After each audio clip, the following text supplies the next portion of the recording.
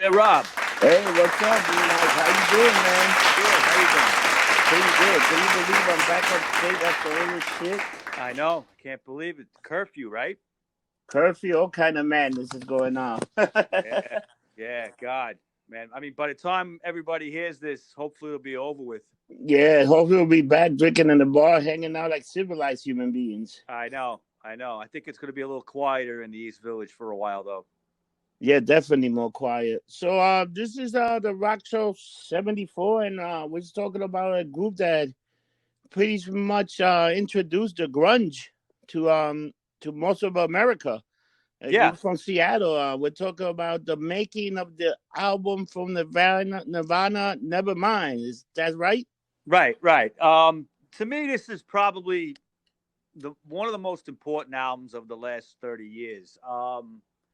I'll be honest with you. I have kind of a back and forth love and hate relationship with the band, and I'll go into that later. You know what's But funny? You're not the only one. And some people either love them or they just hate them. I don't get this. Like no in between. And the band was like, they were short lived. They didn't last very long. It was like from '87 to '94, pretty much. yeah, I mean, unfortunately, ended in tragedy with Kurt Cobain committing suicide. But it You mean what Courtney Love killing him? that's a topic for the conspiracy 420. Absolutely. Some people believe that to their bone. They believe that. So it's that's an interesting topic too.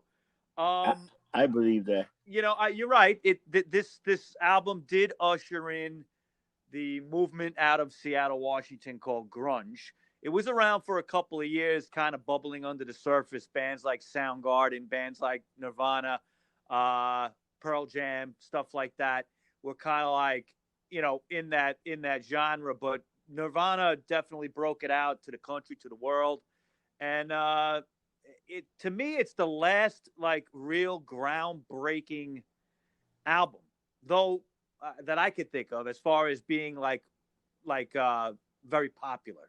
There's been albums after that by different bands I think are better than Nevermind, but it's just that this album, for some reason, it was the right music at the right time. They had the right people backing it. They were on Geffen, uh, which was kind of like, they had just signed Sonic Youth, so they were getting into like trying to have underground bands come up, and it just all for some reason materialized. And I think it was really the last great band that MTV made, because the videos, especially Teen Spirit, really just helped sell that album. It propelled it. You agree?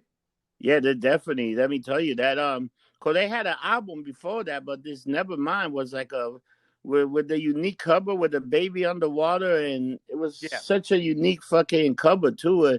I remember I think I remember the first song I heard was "I Smell Like Team Spirit" that came out, That was the first single off it. It and came I out. remember watching that song, and I was like, "Holy shit, this gonna change everything!" And man, who Well, the what hell I after you? remember, what I remember distinctly was like the slow rise of that song. Like it started out like on MTV 120 minutes, and that was a show I pretty much watched every week. And they announced, okay, we got the new Nirvana song. Now I had known about Nirvana. I had heard Bleach. That was the album like 2 years earlier. Um, and I knew about them from Sub Pop, because the Sub Pop label they were on, there was some bands I liked, like the Super Suckers were on that, and a few other bands. They're still around today, the Super Suckers, and then they're fucking great. But Yeah, like me, it was like Soundgarden, yeah, Pearl Jam, well, Soundgarden is interesting because if you Alex listen in to, Chain. yeah, I mean, Alice in Chains definitely. Soundgarden is interesting because if you listen to their earliest stuff, they are not like what they turned into. They kind of embraced grunge. Yeah. They didn't really start in it. They sounded almost like Black Sabbath. Oh yeah, So they were yeah, they changed around a little bit. yeah, But yeah, but they did get lumped in with that whole genre eventually when they started selling.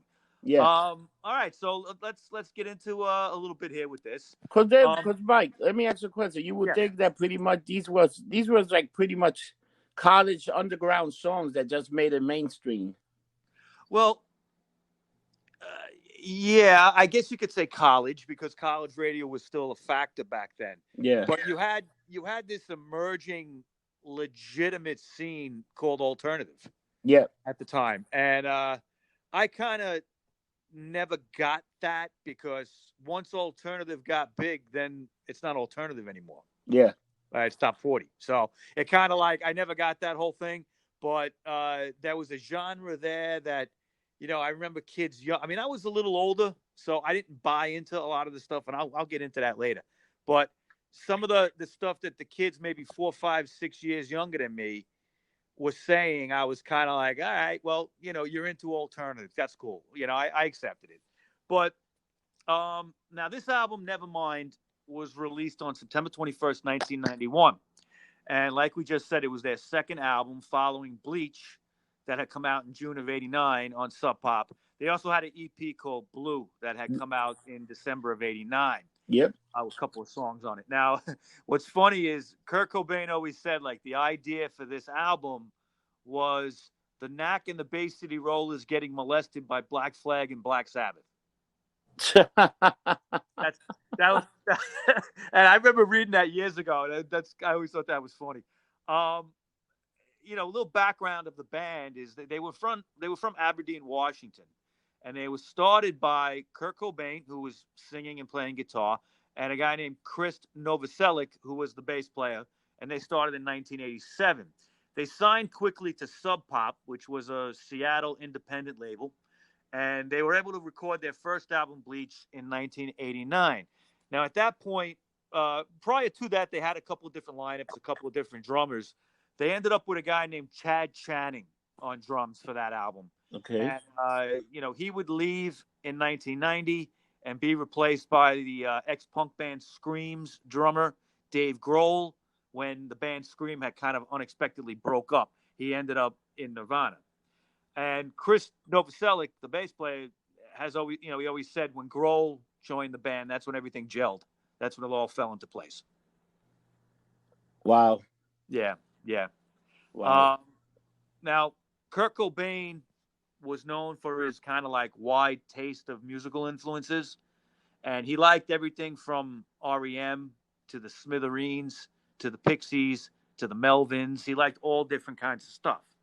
And he was consciously beginning to write more melodic songs. He wanted to do that. For him, the music came first, the lyrics came second, but he wanted to have more of a melodic sound. And one song that they had released just as a single only around that time was called Sliver. And that was kind of an example of them being like a little more melodic than they had been before. In fact, on that particular song, they had recruited the Mudhoney's drummer Dan Peters for that track, and they kind of in their mind they thought they were making a pop song. When you listen to it, it's not really, because he's talking about like getting dropped off at his grandmother and being miserable and grandma, I want to go home. You know that song, right? Yeah. Oh man! Now, did you want to like kind of ask a few questions with this show? You know what it is, because I actually, it's like when they came in January 92, they did Saturday Night Live on January 11th. Yeah. So they did like a secret show in a venue, and I was one of the invited guests. I won some tickets from K Rock, and we went to this venue. And which venue? It was in the Roseland. Oh, okay. And they had like this secret concert with only like 150 people. Wow. And they played the whole they played the first album, they played the whole Nevermind. They played for like 90 minutes, and cool. It was for a very small audience. There were probably newspaper people, and I remember seeing, and they played the whole Nevermind. I was like blown away. And then that night they went and played Saturday Night Live, and that's probably the last time I ever even came close to seeing Nirvana. But I seen them once, wow. And I was in Roseland standing like, what the fuck is this shit? And by the end of the fucking last song, they destroyed the stage and the instrument. It was fucking crazy. Yeah, they were known for doing that. But now Kurt didn't have he didn't talk to the audience much, right? Like then he didn't talk. He was just like pretty much what he did was introduce the song and he would say a little bit of Yeah. what caused the song and why he wrote the song and this and that. But he Right. was pretty much like he wasn't very into the crowd. Like he was just into like his own zone and all right, this Yeah. is like he would go, this is that, this is that. Wow. So like 150 people you got to see him. That's Yeah. pretty cool. But you know what's funny? There they did a rendition of Man who sold the world. the man who sold the world. They did a nice rendition also, and then they did it again for that iconic unplug MTV unplug, and they even did it where they went to the Grammys a few years after Kurt Cobain was dead, and Beck was singing the lyrics to "The Man Who Sold the World." Yeah, I think I remember that. Yeah, I think. so that's my whole thing with Nirvana. But dude, we saw them before Saturday Night Live at the time the girlfriend was with. She enjoyed it, and we were like, if these guys ever come back, we'll see them again. Now, when they did Saturday Night Live that night, didn't they wreck the stage also? I think by the last song they just destroy everything. Yeah, like the set was getting fucked up. I remember that now. Yeah, Yeah, yeah.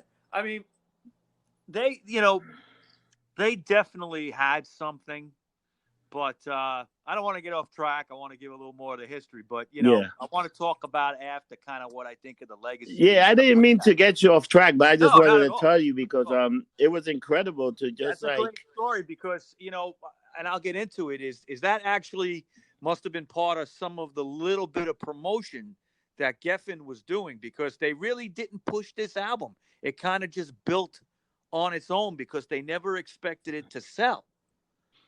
dude, Okay. the album started beating Michael Jackson. Think about It that. did. It did. Once it got to number one, it had knocked out Dangerous. Yeah, it was Michael that's a Jackson. day, and not only that, that album was saying like 400,000 albums a week. Can you believe that shit? Mm-hmm. So let's go, Crazy. Mike. What you got for me? Let's break a little bit into this All right. history. Well, like by early 1990, they were finding evidence that Sub Pop was having financial problems. So the rumor was that a major label would buy Sub Pop out. So Nirvana decided to look for their own major label to be on. They didn't want to get stuck with something they didn't like. Okay. So with help from Kim Gordon from Sonic Youth, Yep. they would sign with Geffen Records subsidiary DGC. Okay. And that was, Sonic Youth had signed on to Geffen and DGC, and they made the album called Goo, which was probably their biggest selling album ever. And that's with the song Cool Thing on it and everything. Yeah. That, that was a big deal back then. Sonic Youth had been on independent labels. They were on SST, Black Flag's label. I think a couple others early on they might have been on. But for them to sign to Geffen was a big deal back then. And that was a time when, like I said, there was kind of this alternative music scene kind of bubbling under the surface that was trying to get out. And some of these labels, these big labels, major labels, were, if they were smart, they were listening to it, and some of them tapped into it like Geffen did. While they were still on Sub Pop, though, they were working on a new record, the idea of a new record, and the title for that was going to be called Sheep.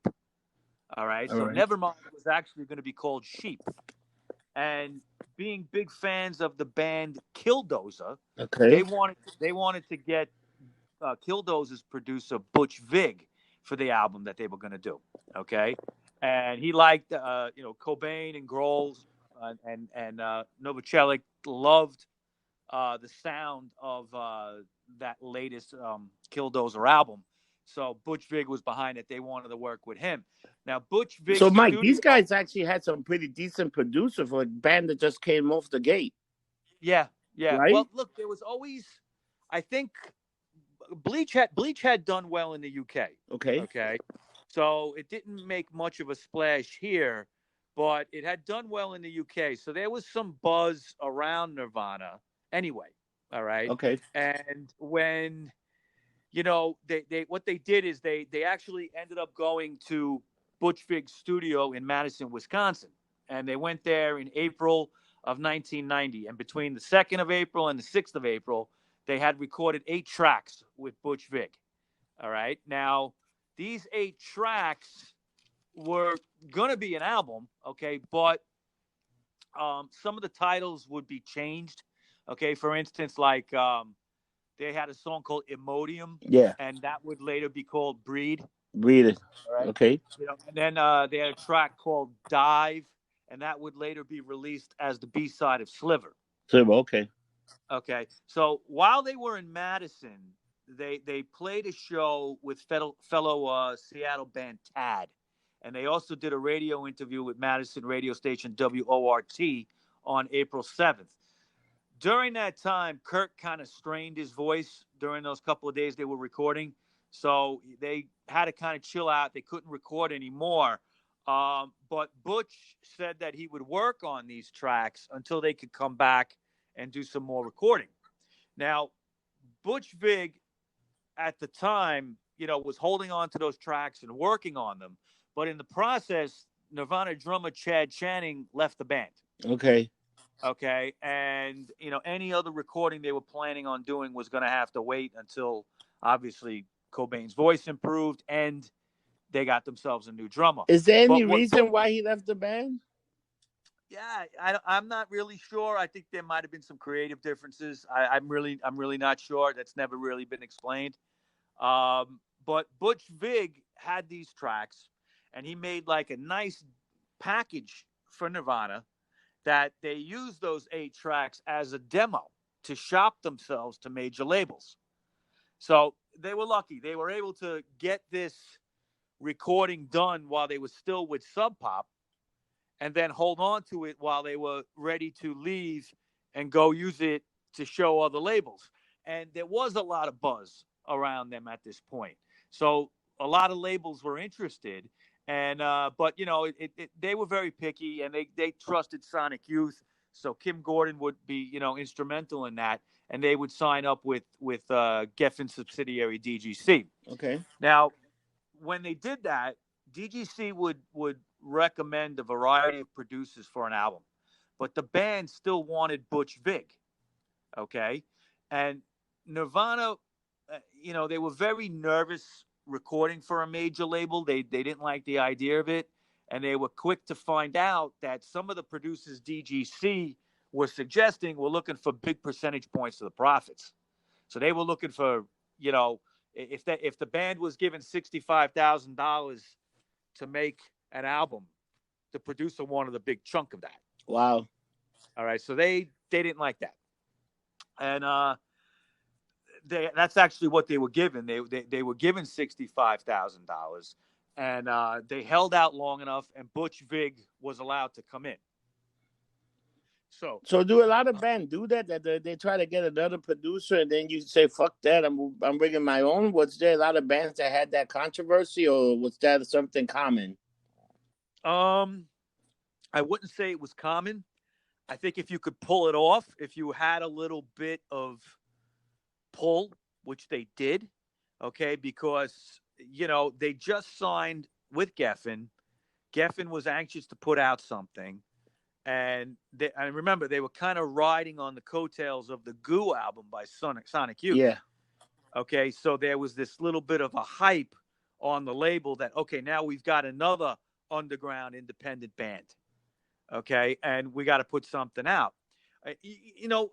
One thing too is like, if you looked at the country back then, 3/4 of the country didn't know anything about Nirvana. Nah. All right, it was this little section in the Northwest, out of Seattle, like Washington, Oregon, places like that. They knew about these guys, and they were into it, and but they were able to hold out. I guess they just realized, just bring this guy in because he's not going to ask for that much money anyway, and these guys will be happy. They'll put something out. So they were given $65,000, and Nevermind would be recorded at the Sound City Studios in Van Nuys, California, between May and June of 1991. The band was looking to get right into the studio, but DGC kept pushing back the dates. Now, in the meantime, the band was broke, and they had to play a couple of shows to just even raise enough gas money to get from Washington down to California. Wow. So, yeah, I mean, they didn't have no money. So it was during this time that they did some shows, and they debuted Smells Like Teen Spirit live. So some people did get to hear that song before it ever came out. Butch Vig had been sent ahead of time into the studio, and some new.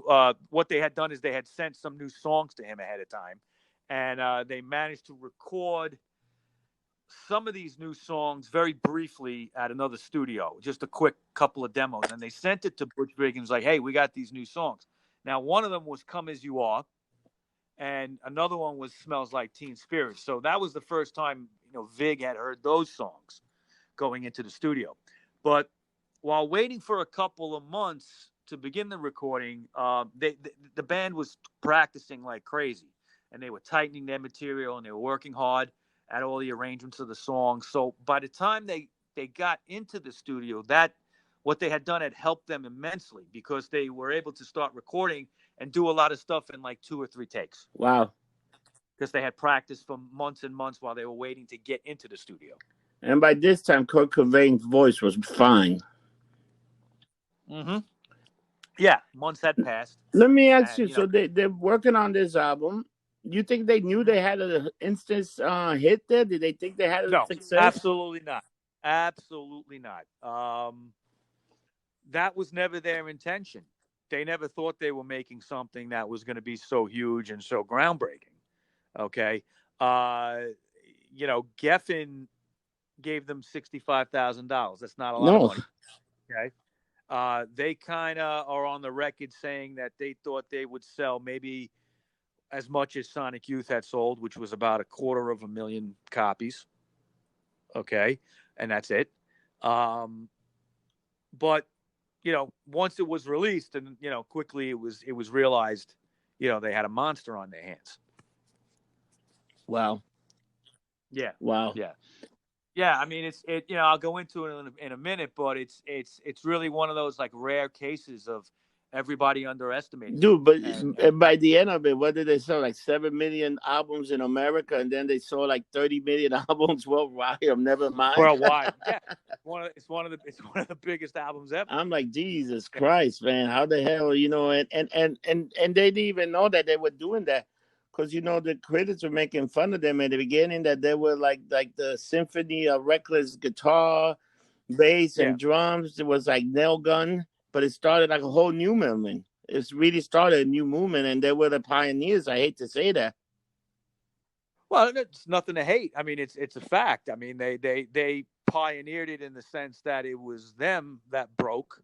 I mean, it could have been, there were several bands that were around at that time that were very popular that could have broke, but it was just Nirvana that happened to be in the right place at the right time on the right record label that was willing to push them. And I think also there was a bit of a cultural shift in the country at the time. Hair metal was dying out. Yeah, hair metal was definitely dying. Okay. And there was kind of like a lull, like, all right, what's next? You know what started happening for a bit? You had like a little bit of that hip hop subculture started coming up big. Yes, there was the rap was getting bigger. Yeah, like Tribe Called Quest, like fucking Dr. Dre, Snoop Dogg, all those people were rising up. And gangster rap like NWA in the late 80s and stuff like that. But also you had, on the other end of the spectrum, you had shit like Backstreet Boys coming up, right? You had like early 90s kind of stuff. Yeah. Right? Maybe not quite. It wasn't like, it was more like, was it like New Kids on the Block and shit like that? Maybe. One of them. Yeah, New Kids on the Block might have been first. I forget. But yeah, I mean, you had that pop stuff. And for the Spanish people, Menudo. Well, Menudo's always been here. Are they actually still around? I don't know. We gotta, if we ever did a Menudo show, we gotta talk to We'll get Ricky Martin. No, we get Boogie. Boogie's a big. Boogie, yeah. He's a big. Shout out to Boogie, the biggest Menudo fan. Boogie lives, yeah. So we would have to get him on the show. Okay, so bass player Novoselic and the drummer Dave Grohl had done their bass and drum tracks in just a few days. They did them quickly. But Cobain was a little more of a perfectionist, and, he needed more time doing his guitar tracks, his overdubs, his singing, and sometimes he would kind of rewrite the lyrics even like minutes before going into recording. Wow. Now, sometimes Butch Vig and him would battle things out a little bit because, excuse me, because Cobain was a perfectionist and he didn't have a lot of patience in the studio to do a lot of takes. So he would kind of trick Cobain into double tracking his vocals. He convinced him to do that. This way there wouldn't have to be so many takes. And he convinced him by telling him that John Lennon used to do it all the time, double tracking his vocals. Okay, so he believed it. But I'm sure it was true anyway. But Vig also said that Kurt was like often moody. He was kind of a moody guy, and he would kind of brood in the corner, sit by himself, during the recordings and stuff. That's just how he was. Now, after they had done the recording, the mixing process would So begin. this recording, And they after did a lot of this recording like in California, right? Van Nuys, California, yeah, a place called Sound City. A lot of people have recorded there. It's a Okay. famous spot. But after they did the recording, the mixing process would start. And after a few days, it was clear to both the band and Butch Vig that they would need somebody to kind of like oversee the mixing process. They were having some issues with the sounds, trying to get that right guitar sound in there, that right drum sound in there. And they would consider a couple of guys. One guy was Scott Litt, and he had worked for REM. He had mixed some REM albums. Okay. And also a guy named Ed Stasium, who had worked with the Ramones and the Again, they Smithereens. got some name guys. Yeah, I mean they were considering them, but they kind of dismissed those two because they felt if they got either one of them, they would sound like the band that they were kind of most affiliated Okay. with. They didn't want to sound like the Ramones. They didn't want to sound like the Smithereens. They didn't want to sound like REM, but they liked the mixes that these guys did. So they kind of ruled these guys out, and they ended up going with a guy named Andy Wallace, who had co-produced Slayer's "Season in the Abyss" Yeah, album from that was 1990. actually a good And album. that's well, yeah. I'm not a big Slayer fan, but that's the album Yeah. we'd listen to. It's very heavy, and Cobain liked that. They liked that heaviness, and they said, okay, this guy will work. So he was brought in, Andy Wallace, and he worked quickly. All right. What he did was he would add effects and he kind of tweaked the drum sounds. And he worked fast. He was averaging about one mix a day.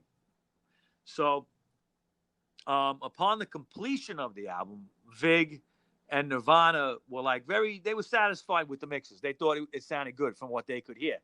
Now, when the album would be released, they would change their tune with that, especially Yeah. the band. Because Cobain always said like he felt it was too polished sounding that album. Nevermind. They felt it sounded more like a Motley Crue record than a punk album. Now I don't know if I Molly agree with Crew, that. that didn't I was sound. I was That didn't actually sound I like was the actually punk album or Molly Crew. That they were like a totally different. Like it was just rock and roll to me, man.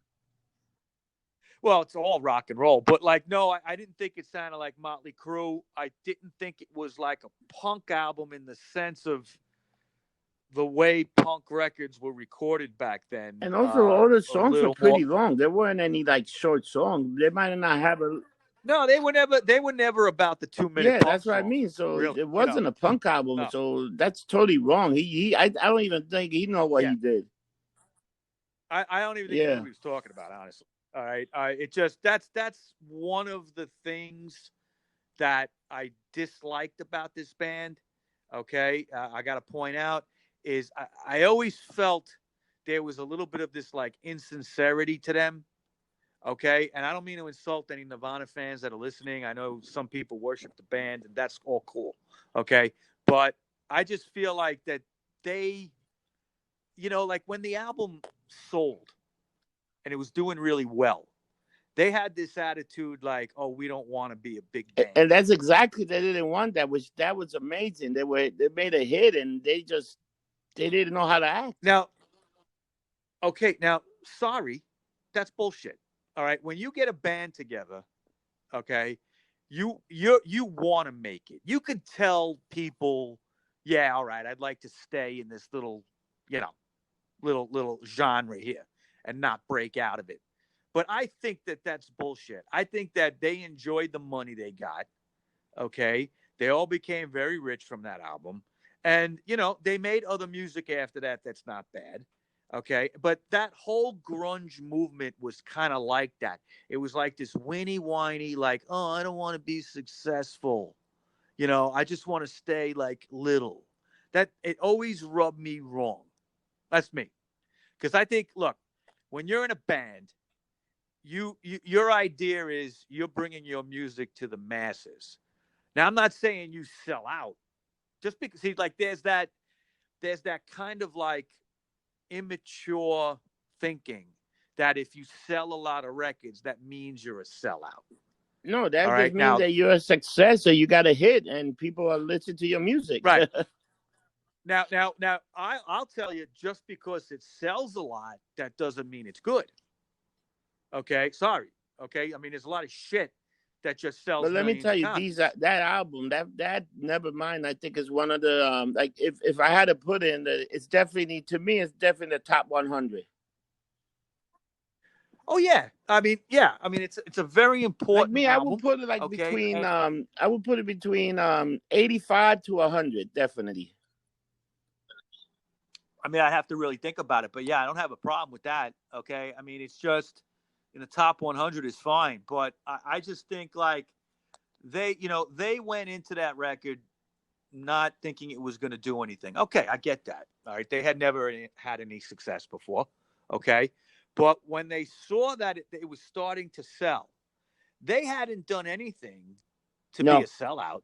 They hadn't done anything to say, "Oh, we're compromising ourselves to, be big." Everybody embraced them, and yeah, I think Cobain didn't know how to deal with that, and that probably contributed to his death, I guess. you know And what? I think the but guy was a little bit socially awkward. well, I think he had some drug Yeah, problems. He had a lot of issues. Okay, and that's a whole other show we could do about him, and then you can go see the movie. But uh, it it just that whole scene rubbed me wrong in that aspect because a lot of these bands that followed in their coattails, like Pearl Jam, Alice in Chains, they kind of had that attitude. I remember when Kurt Cobain died, right?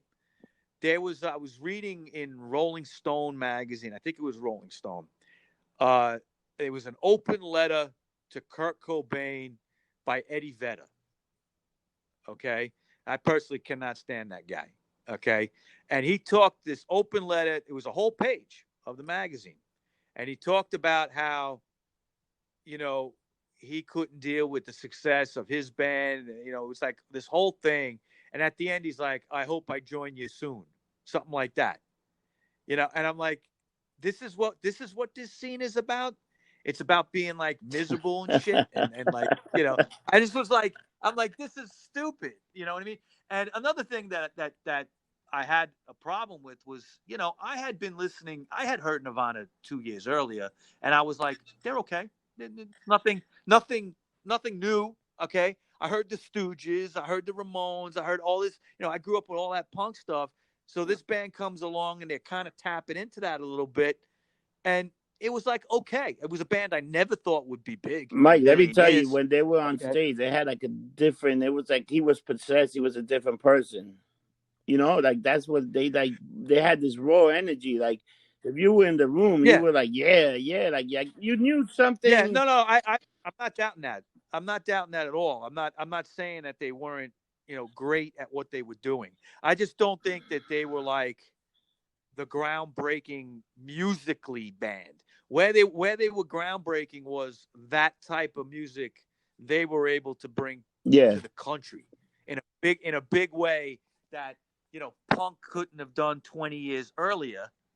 Okay, punk couldn't do that. Well, not 20, maybe 15. Yeah, it wasn't 20 years yet. It was like 15 years. Okay, so from 91, yeah, 76 to 91 is 15 years. Punk couldn't do it. The country wasn't ready for that kind of music, but they were ready in '91 for grunge, which was kind of like the child of but you punk know rock what? in a way. After they came on, all these other like rock station, Yeah, there wasn't that many rock station. There was a lot of dance station or whatever, and then finally you started hearing rock station. You had classic rock, you had K rock, you had Q, whatever, and more stuff started coming, and that was definitely a big change because then you were having a lot more rock and roll on MTV too. Like, I mean, just rock, like metal, Yeah. stuff like that.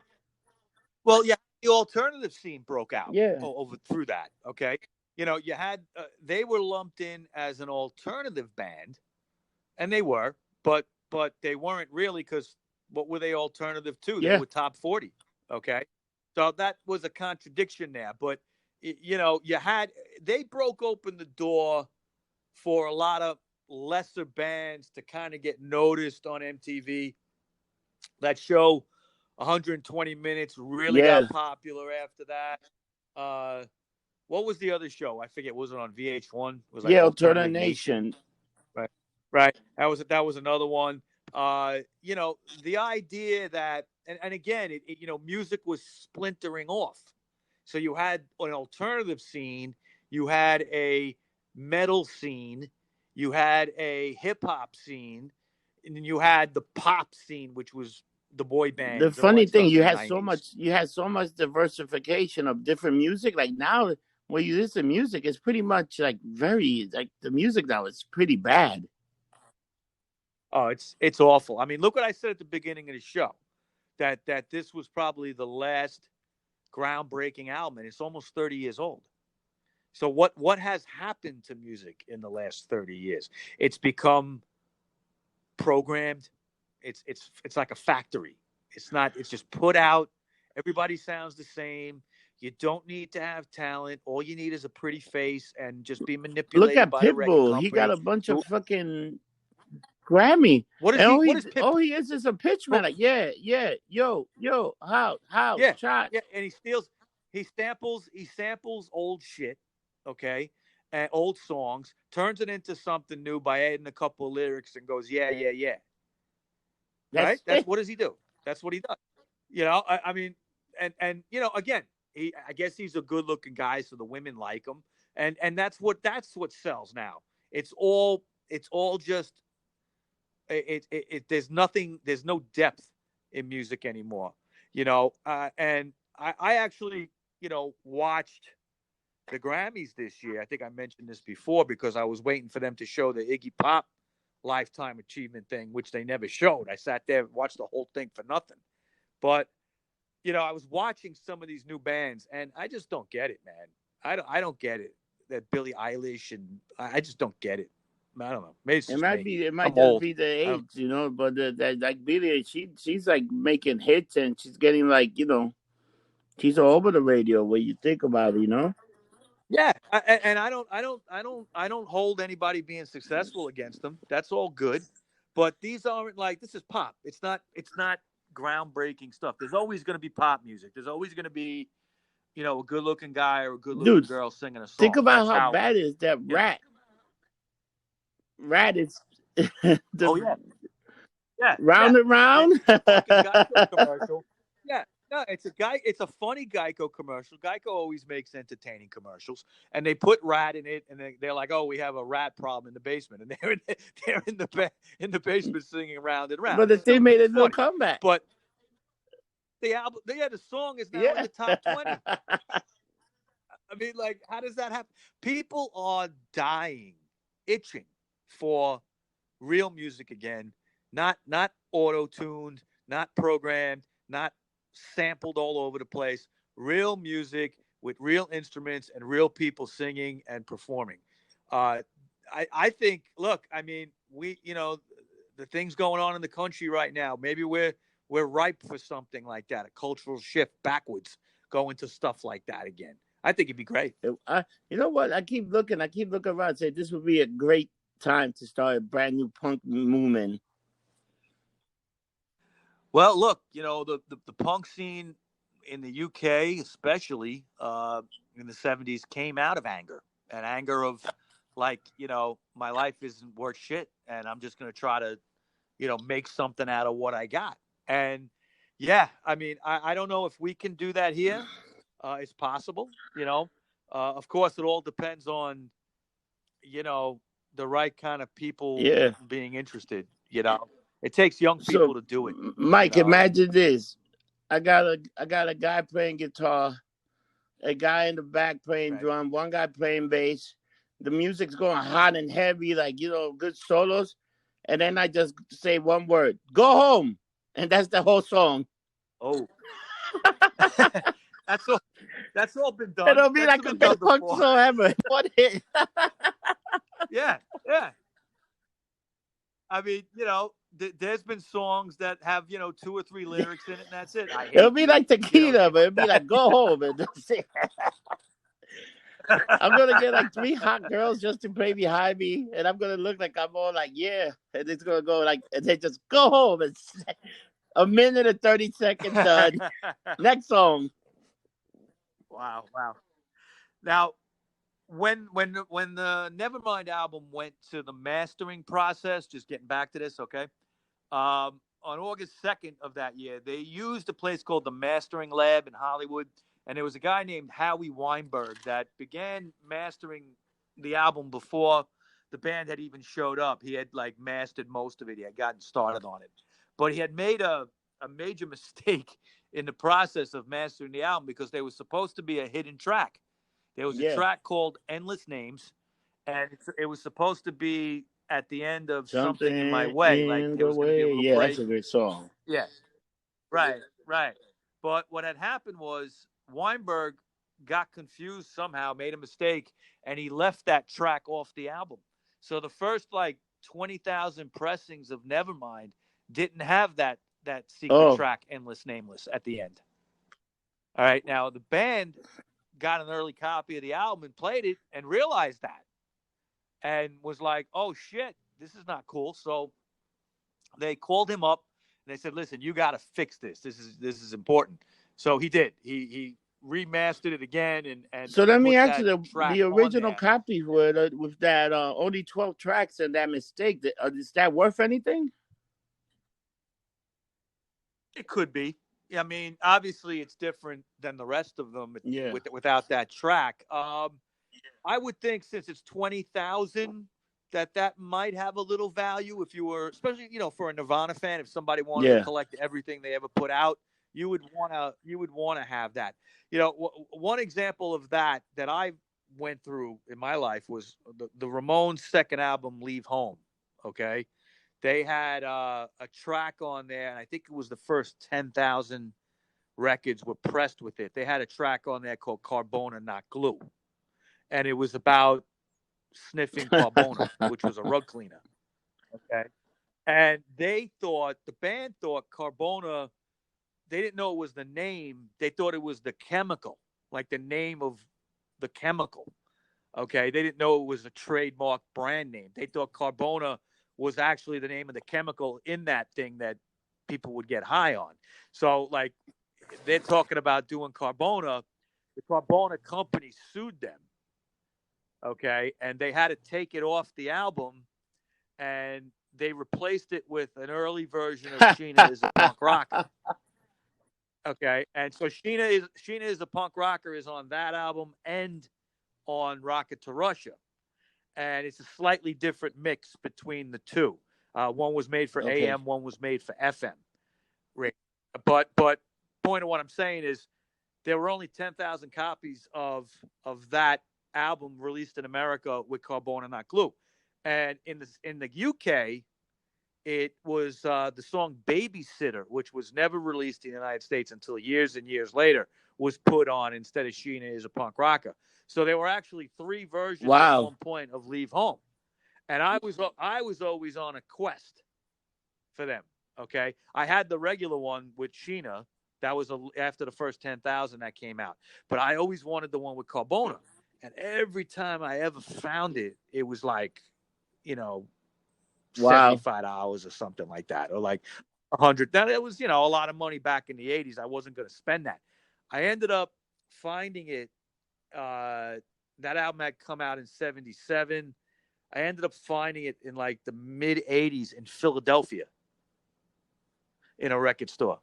I was down in Philly, and I bought it, and it was like, I think it was like $30 or something like that. So it was a little cheaper, but Yeah, I mean that happens sometimes. Mistakes are made, or the band gets sued over a song, and then there's like different versions of the album, and that can make the value go Yeah, up, that's like you because you know you were that's a asking. totally Like sometimes they make these mistakes, and you're like, oh shit, man, they are difficult. People definitely collect album. So what can you tell me about this Yeah, album that was 13 song, 49 minutes long? And the first song that was the first single was "Smell Like Team Spirit." yeah. I mean, smells like Teen Spirit. I mean, what can you say about that? That was like a kick in the ass, to Yeah, rock radio, okay, which really had been playing nothing but classic rock and yeah, shitty hair metal for the last 10 years, okay, and like I said earlier, it was groundbreaking that this kind of music, this kind of underground stuff that was really popular only in a part of the country no one gave a shit about, okay, and it broke through and yeah, became a national hit. And when you think of Nirvana, yeah. I You think you think definitely of that think. song. You know what's funny? They're also in the Rock and Roll Hall of Fame in Yeah, they got 2014, in which I first was like, ballot. Yeah, wow, man. And I still say that. How long the band only lasted? Like what, 7 years? yeah, I think 90, 87 yeah, to 94, and they had 94 when like a Kurt died. few, like they had a few albums. I remember what was it, the in Urinal album. That was a In great album utero. with the song "Rape Me." That had a bunch of good songs. Yep. Yeah, yeah. They were still putting out good music. He was very talented and prolific, Kurt Cobain. He could probably write a Let song me in ask you: 10 you minutes. think if he was alive You know, today, he would still be somebody that was probably writing song, or he would have just been hiding and not doing anything? good question. I don't know. Yeah, I mean, he had a lot of demons, man.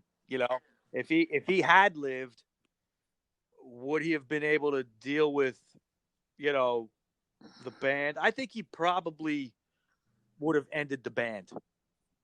Maybe around the time of when he died. Had he not died, maybe even around that same time, he might have ended the band and disappeared for a while and then oh would come yeah, back and be a solo guy. I wow, could see that. I could see that because I think like he probably would feel, and maybe the whole band would feel that way. It may not just be him. Um, Maybe they felt they would have run their course, and they just didn't want to put out any shit. I mean, they were very yeah, serious about what they were doing. They weren't like casual about it. They weren't flippant about it. They were like, we're making, and yeah, his music was very personal. I mean, a lot of songs on Nevermind, people say are about like his breakup with some chick, and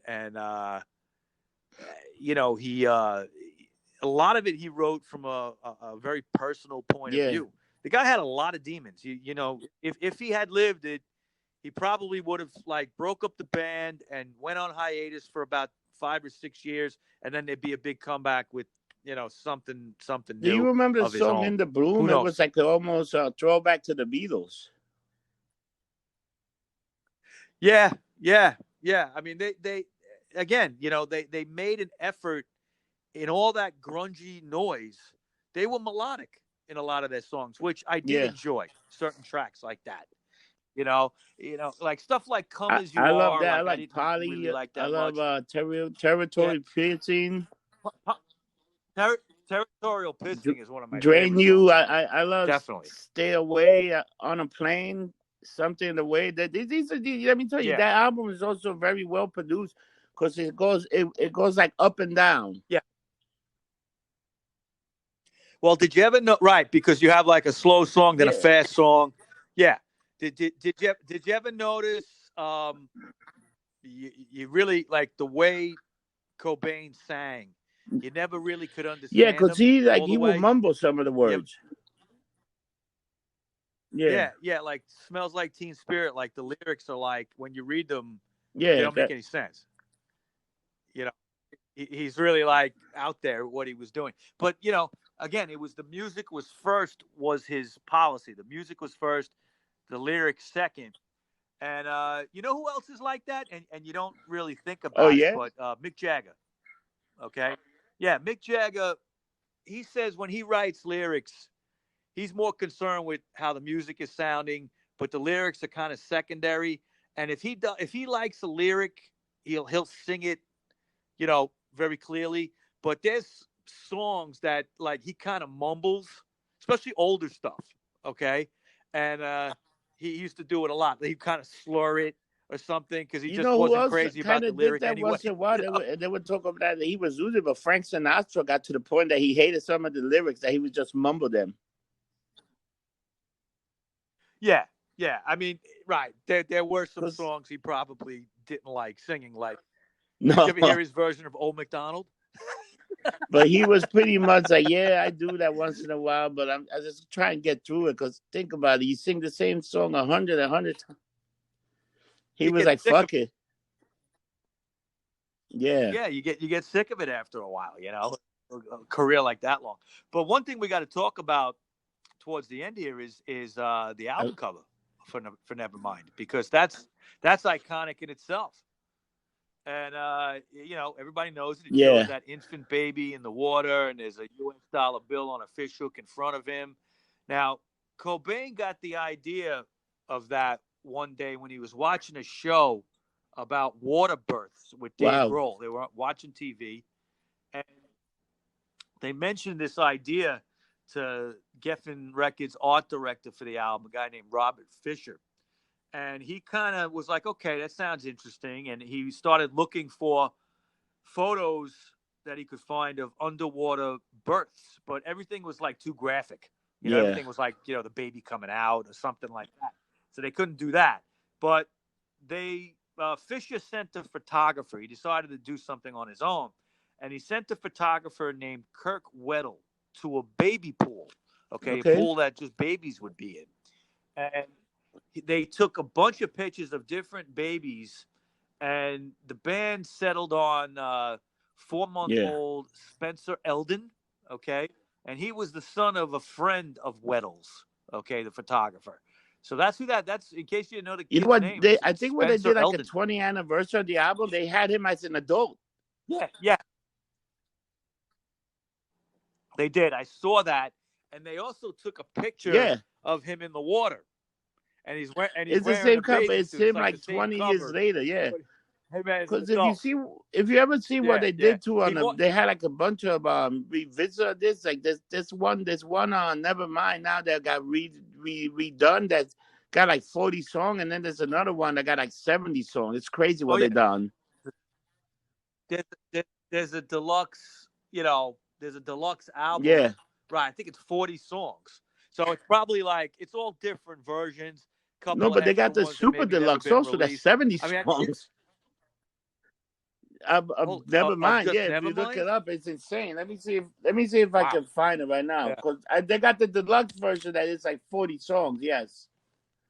But dude, these people Yeah. were like, Yeah. holy shit, man! Like this album they definitely kicked the album into high gear.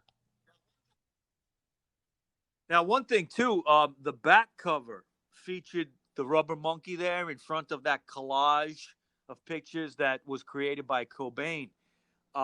Everything from like raw beef was in those pictures, images of Dante's Inferno, and he had pictures of diseased Wow. vaginas in there in that collage. Uh, yeah, and there's actually, if you look close, there's a small picture of Kiss, the band Kiss, standing in front of a slab of beef. And one thing they did too is I think this may have changed with the deluxe versions, but when it first came out, there were no complete lyrics written in the record. Okay, there was nothing there for each song, so you had to kind of guess what he was saying. And he, they included with the album like random song lyrics here and there, but there was nothing done, for each song like you Yeah, would so see a lot Mike, of check times with this out. They albums. got Nirvana Nevermind Deluxe Edition, 40 song, 2 hours and 27 minutes. And this include Wow. all the singles that they had, this include all the B sides, right? Then they did some Yeah, some yeah. then they got some B side that they did live at the Paramount Theater. Then they got a song called Yeah. B7 that they did D7 that they did live at the BBC. So they got all these live version also, and they got the original. They got all the studio cut of that one. They got like songs like Dive. They got like a bunch of songs that never made the album also. Yeah. Yeah, because they Yeah. had B-sides like Dive was the B-side of Sliver that And came out check right this before out. And then Nevermind. they have a Um, super deluxe one, 70 song, 4 hours and uh 13 minutes. And this got like wow. every single Wow. recording on every song, remaster, digital, remake, boombox rehearsal, like everything. Wow. Now I want to talk about here, how they were unprepared for the success because the album got released on September 24th, 1991, and that was in America. And American record stores received 46,251 copies. 35,000 copies went to the UK because Bleach had done well there earlier. Okay. Now, on September 10th, 2 weeks earlier, the lead single Smells Like Teen Spirit was released with the intention of kind of gathering rock fans and alternative music fans at the same time. And the band also started a tour just when that single came out. So Geffen's expectations for Nevermind were very low. They thought about selling about, like I said, as much as Sonic Youth's Goo album, which was 250,000 copies. Okay, but the album would debut at 144 on Billboard, and that was based on the American Northwest, in particular the Seattle area, where it sold out Wow. immediately. You couldn't find it in that. Okay, every record store was sold out. Now, over the next few months, Teen Spirit was becoming more and more popular. Originally on MTV, they played the video on 120 minutes, but it got so popular that they Yeah. started to put it in the daytime rotation. All right, they couldn't get away from it. So the song would actually peak at number 6 in the United States. The album would also go gold quickly. Now the band was not interested about at all, and this is what I was talking about before. Like Novoselic had said, about the success of it. He had said, "Yeah, I was happy about it. It was pretty cool. It was kind of neat, but I didn't give a shit about some kind of achievement like that. It's cool, I guess." I'm kind of like that. Just doesn't sound that to Dude, you me. know It what? just That sounds sounds insincere. crazy because I there's don't know. That's people me. that just You die know? for that little bit of recognition, you know? Yeah, yeah. Stop it.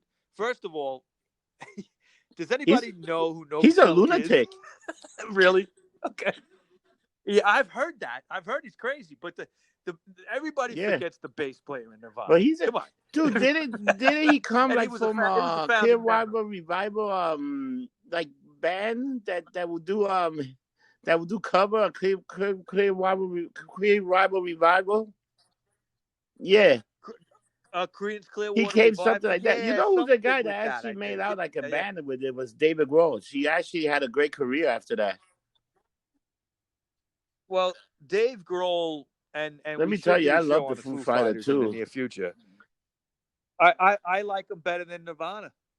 I Sorry, it's a fact. I just think that he's. I mean, he could play He guitar. can He could play produce an album drums. if he He wanted. can sing. He can do. And he's produced for a lot of people. He's gone on to work with Motorhead and You all know what I kinds of call him? He's like bands. the American David Bowie of producing.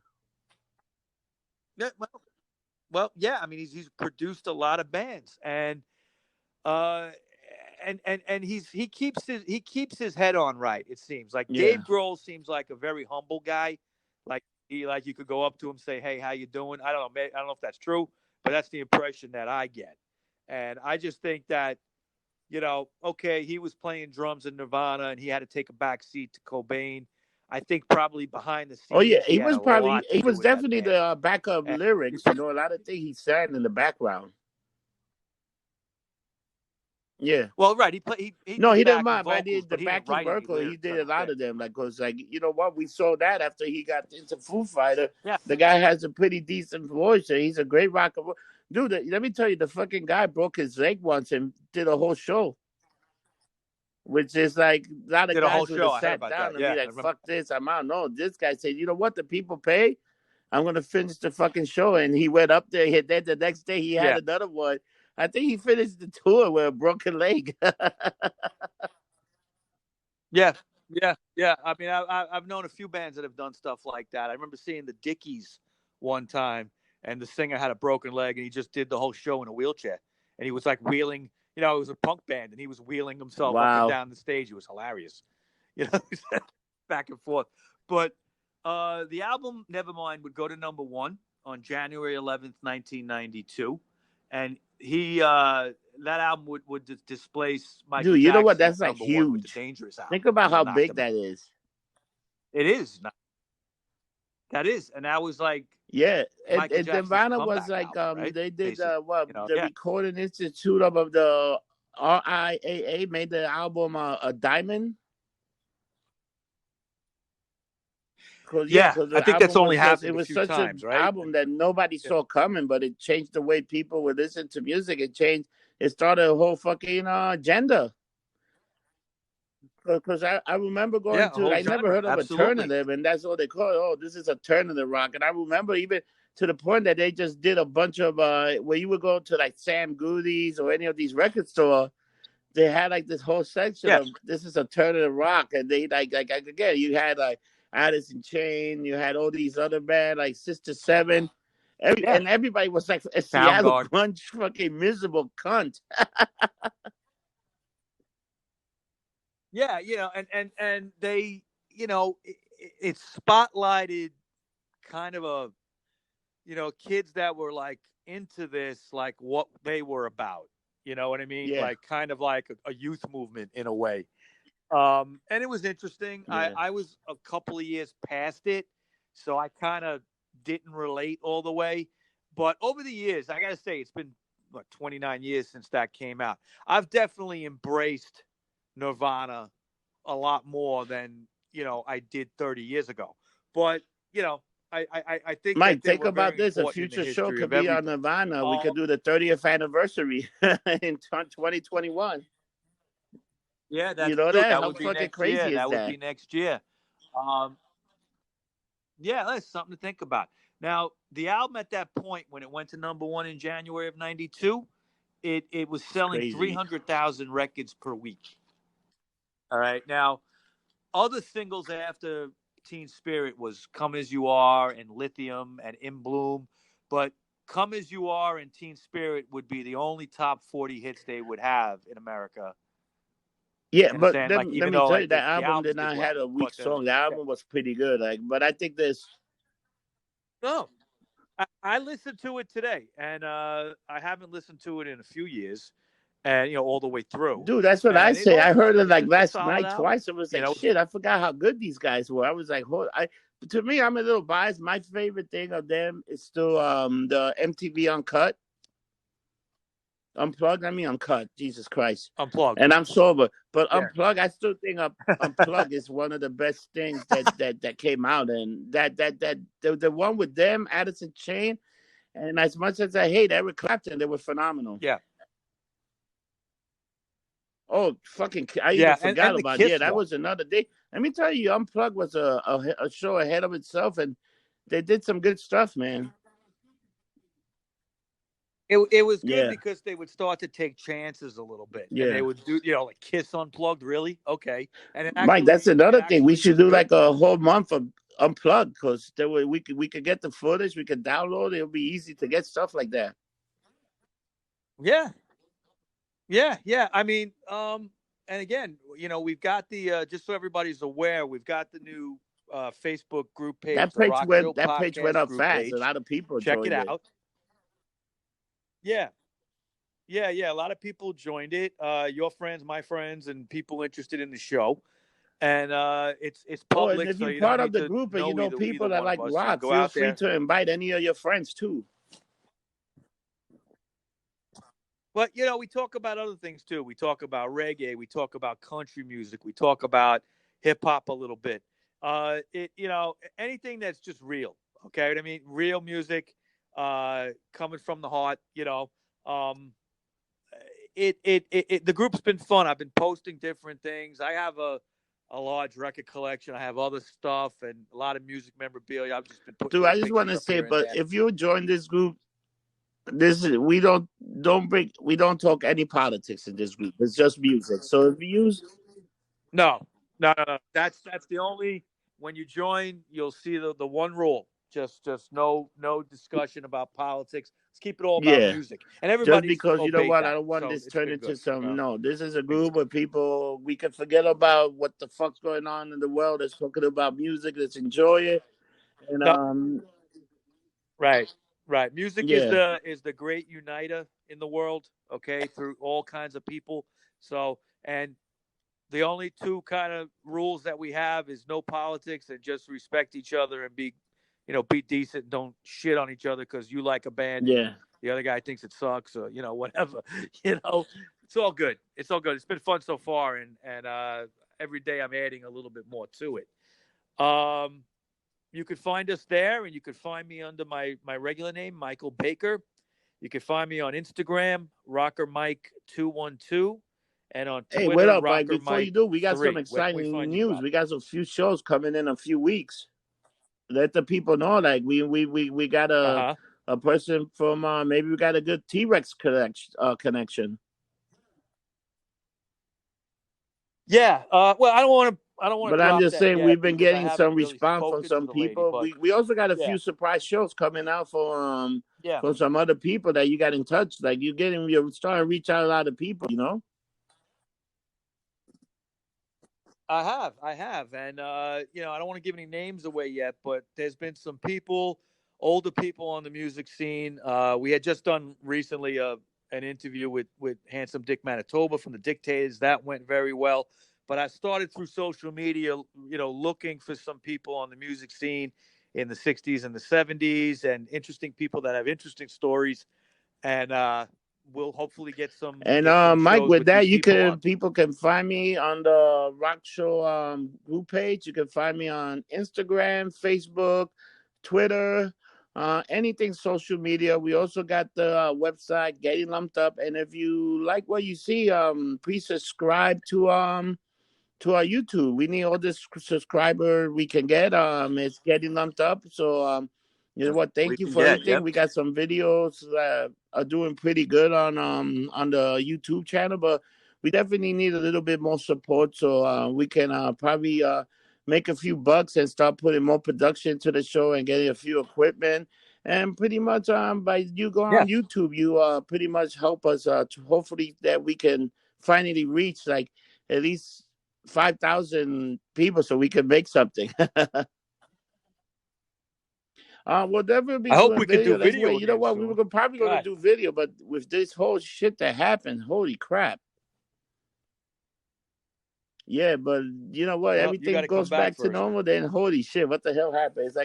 It's like somebody threw in a cold curveball. We'll be all right. Yeah, yeah. For those who don't know, we're Yeah, all so it's based out been of New York care. City. And There's some chaos everybody, here. remember, don't get drunk, get lumped up. We'll see you next Don't week. get And thank drunk, you for get being lumped a up. listener. Have a good one.